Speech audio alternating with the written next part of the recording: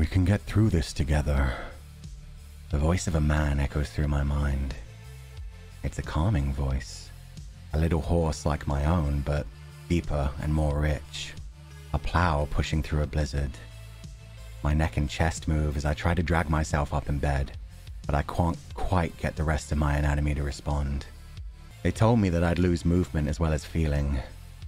They were wrong. I lost the movement bit by bit, but the feeling only changed. First, there were thick socks on my feet, oven mitts on my hands.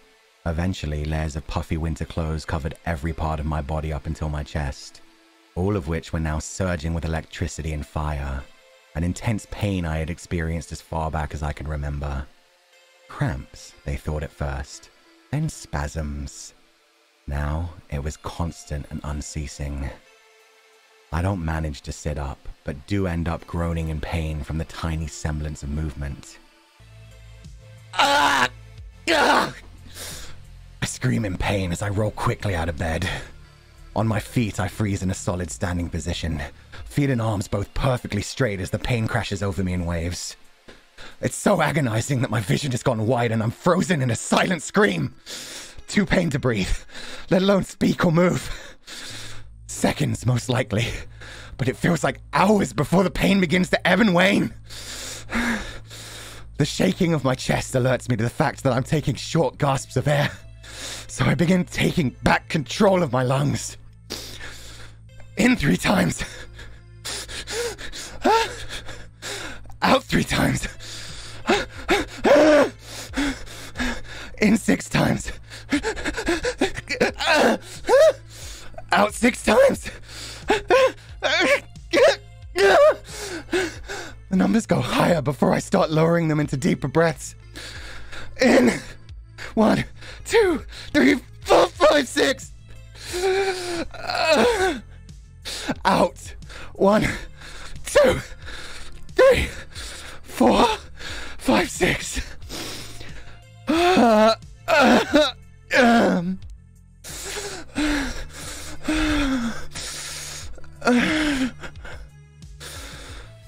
I open my eyes.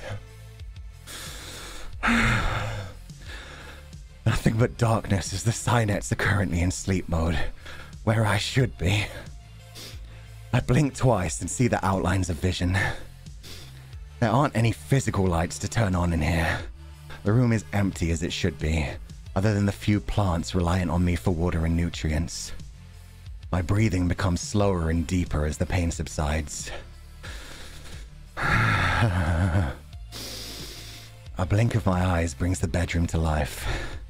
Red and purple lighting illuminating the Duoverse version of my bedroom. Why waste light when we don't even see it?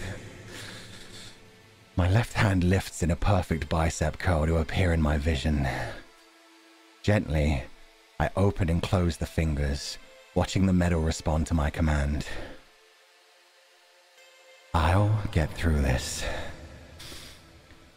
Just like always.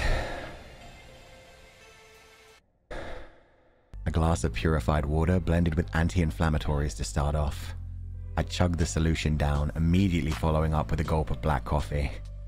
The burn from the acid is remedied by the burn of heat, but at least my medicine is down and I can take my time with the rest. A full cup of black coffee and a high-quality protein bar. The biological parts of my body don't require many calories, and the Cynet parts have already charged while I slept. The first bite brings a smile to my lips. Chocolate and coconut flavor today.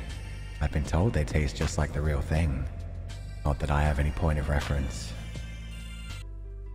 How are you all doing with this one so far? This is going to be a pretty damn long one, I got to admit. The duality of chat. I saw people talking about needing to bring out the bonk stick and the yaoi paddle. Are you guys kidding me? What have you been up to? Dirty chat. Dirty. The pain at first? Yeah, as I said. Connected to a lot of things, not just connected to Legatus. I wonder if anybody will guess what that actually is. It'll be very interesting to see between chapters. Anyway, let's get back to it. Thank you all for being here.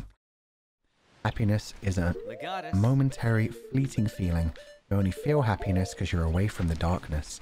temporarily away from the darkness, and then you get dragged back into it.